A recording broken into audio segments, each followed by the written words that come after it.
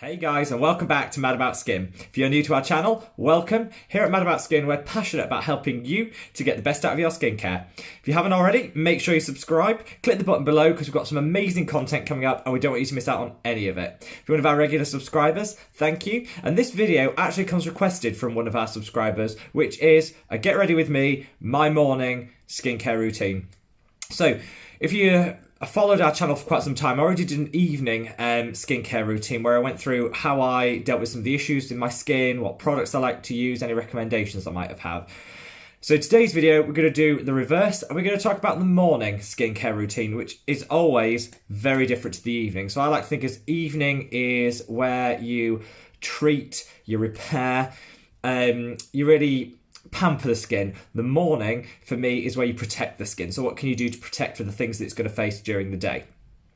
Right from the outset, the reason shirtless is because I really want to emphasize the point that skincare doesn't stop here. It doesn't stop at the jawline. It stops here, a bit low, however low you want to go. But you need to take it onto the neck, and this is really important. I think a lot of the things we see in these videos, when people talk through their skincare routine, you see some of the celebrities sharing theirs, because it's on camera, I like to think they're not focused on the neck and the chest, but actually they do in real life. I think it's probably the case if they don't, because loads of people forget this area. This area is crucial and forms a really significant part of your skincare routine. So, right off the bat, I don't cleanse on a morning.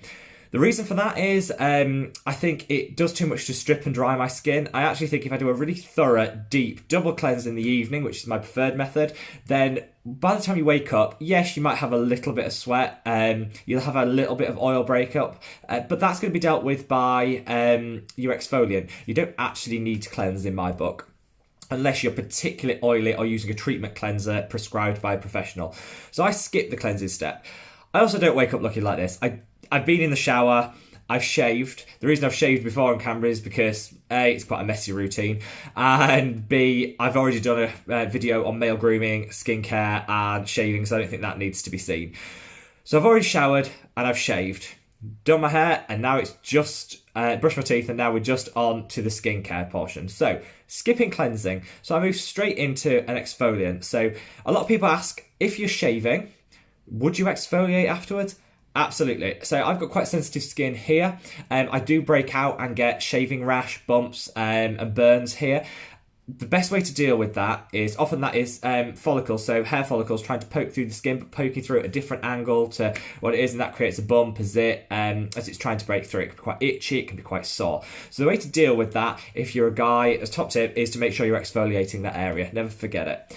Your skin after shaving is quite a robust exfoliation anyway, but if you know your skin can tolerate it, absolutely you can use a daily exfoliant on the same day that you shave. I shave every other day, that's just the frequency I need to do. I appreciate most guys would probably shave daily or every other day, but it really just depends on how often you need to shave and how often you like to. So I'm going to start with my Pixie Glow Tonic.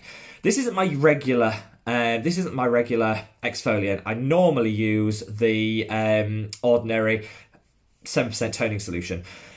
This I've been trying out for a view. I've got a review already on this product, which I'll link up there. I've been trying this out for one of our viewers who requested it. I really like the product. I think it works really well. I won't be rebuying it because it's 3 times the price of the ordinary and it does basically the same thing. But actually, as a product, it's very good. So get yourself a cotton swab and just saturate that with the product.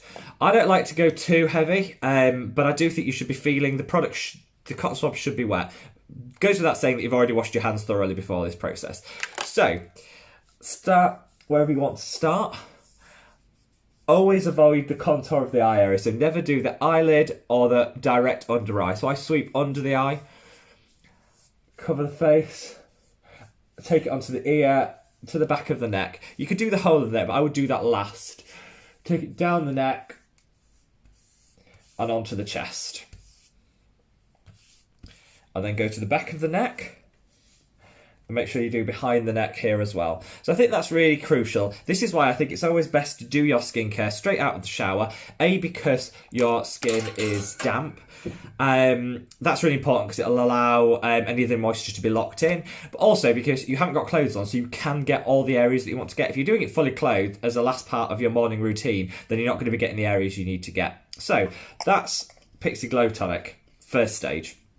For me, I then like to let that dry. It dries quite quickly. As soon as it's dried, it's stopped working. So you don't have to wait. Some people say wait 15 minutes. No, so once the product's dried, it has stopped working. So give that chance to dry. And then what I'll do is I'll take my niacinamide. So this is the niacinamide by The Ordinary. You just want to use half a dropper.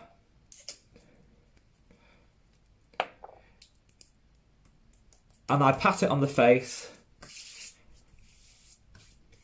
And then I rub it through with my hands. Once you've rubbed it, you can pat it in. Again, if you're layering products, I would always recommend you leave 30 seconds between them, because I think you get you let it absorb and you're less likely to have that peeling on that sort of breakdown of the product on the skin, which can often happen if you layer it too quickly. That's gone in. Feels really, really good. Now I'm going to use, well, now I would normally use my vitamin C. So I use the Ascorbic acid 8% alpha arbutin 2% by The Ordinary. This is the vitamin C. This is going to brighten and lighten the skin. Normally I would use this all over, but because I've actually got a little bit of sensitivity on my forehead at the moment, which was, I changed products and it didn't work for me. So I am avoiding the forehead area, but I would normally take it onto the forehead. And I just stipple that over. Again, taking it down the neck, onto the chest. You don't need a lot of this particular product because it is quite an oily consistency. So you want it to be able to sink in so you can do the rest of your routine. After you've shaved, you do get a little bit of a light tingle.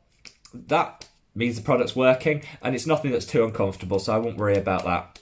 But again, take it onto the back of the neck, the sides behind the ears. Even if you're not rubbing it in these areas, just patting it on will mean, if you do it every single day, that this part of the body is still getting the product, which I think is really important.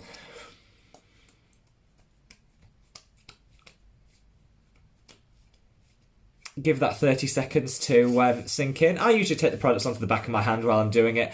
That's personal preference, but I do think you need to be able to get that. You need to be able to get those products on your hand because this ages the same way as anything else.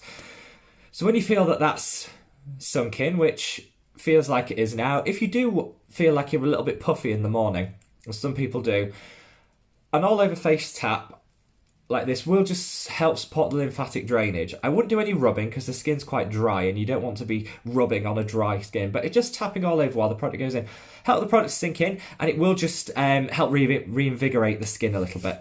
So once you've done that, my next stage would be to apply my caffeine solution. So I use the 5% by The Ordinary. This is a gorgeous product, works really well. I do have a little bit of puffiness and a little bit of discoloration under the eye. So I'll take that. Now when we talk about under the eye, I think people feel you have to take it right the way up to the eye. You don't, and you shouldn't. The product will naturally migrate anyway, and you don't want this to get anywhere near your eye. Any product, because you just risk infection, you risk irritation, allergies. So it's just not worth it. So I dab underneath the eye and let the product automatically, with the heat as it warms up with your body, it'll migrate upwards anyway, so you don't need to worry about that. Again, this product is fantastic about getting the lymphatic drainage going, constricting the ventricles so you'll get less of that dark discoloration under the eye. You'll get less of the puffiness and the inflammation that you can get around the eye, particularly first thing in the morning. So here in the UK, it's 7 a.m. I've been up probably half an hour. And this is a great time to start that working. I don't need to leave the house for another half an hour. So all my products will have started to work by the time I get to leave the house. Once that's sunk in, my last step, and this I think is the key to this, is you see people with 12, 13 steps. I think that's much more of a nighttime thing. For me in the morning, it's in, out. I need to be up and I need to go. I don't want to spend all my time lathering, layering, massaging. That's an evening thing when you've got the time to do it. So my last product is the In Transit Skin Defense by This Works. This is the SPF. Always, always, always SPF 30 or more. This is fantastic. I actually find this moisturising enough that I don't need to use a moisturiser. If it was really cold or I'd had the air conditioner or central heating on quite a lot, my skin was really dry, I would use a moisturiser on top of this, and it's perfectly fine to do so, but I don't feel that I need it at the moment. So I dab this all over. I'm quite liberal with this product because it doesn't leave a big white cast, so I don't have to worry too much. I don't have to worry too much about it staying on my skin and looking too white over the day. So massage that in, let that sink in. Always take it onto the ears and at the back of the neck. Because remember, you can always apply a little bit more if you need to, but you should definitely be covering the ears, behind the ears, and the back of the neck. These are the areas that are going to be seeing the sun, so definitely need to be protected. Don't particularly bother with this area because I know what I'm going to be wearing for the day. It's going to be a shirt. The V goes to here, so providing you've covered all of that, you're absolutely good to go. If I was going to use moisturiser, I'd recommend The Ordinary's Natural Moisturising Factors with Hyaluronic Acid. Fantastic product, can't go wrong with it. However, I'm not using it today because I don't feel like I need it. I do find that this Works product is really nice, really moisturising, and the skin feels plump and hydrated. I already feel the difference. I feel naked without skincare on, so which I know is a funny sensation, but I don't like that feeling of the skin drying and tightening. I want to get all that product in straight after the shower so that it can start doing its work and really get to work on protecting my skin throughout the day. Make sure you always put your sunscreen on 30 minutes, say 20, but I would leave it 30 minutes before you're due to leave the house because the chemicals do need a time with the chemical sunscreen, which that one is. The chemicals do need time to work with the skin to really build up that sun protection. If you're using a mineral SPF, you don't need to leave that amount of time. You can put that on and you can go out the door. So that's just something to bear in mind depending on the different products you might use. I like to think this is a simple routine anyone can follow. So to run down the price, so the Pixie, actually I wouldn't use this, I'd use the Ordinary. The Ordinary equivalent, £7, $10. The Niacinamide, £4, $6 or $7. The Caffine solution is, I believe, about £5 or £6, so again less than $10. The vitamin C is £9 here in the UK, so just over $10 in the US. The moisturiser, less than $10. The thing that I think is the most important part and worth maybe spending a little extra money is finding a SPF that you really like. So this one is non-comedogenic, not going to clog my pores. I've got acneic skin, I get clogged pores, so it's important that I invest in something that's not going to clog the pores. It's important you spend money on a good, trusted brand because they might say SPF 30, but sometimes studies have shown that the products fall below that. So I like to go with a trusted brand that I know works. I like this because it's a dual moisturiser and SPF. Doesn't react with my skin and is fantastic. This one is £26 here in the UK, so it's over $30 in the US. So this is a bit more of a higher price point, but there are cheaper alternatives out there. So find the one that works for you. But what I'm saying is this routine, these products probably last me the best part of 4 months, I think would be reasonable. And to buy them all, less than £40.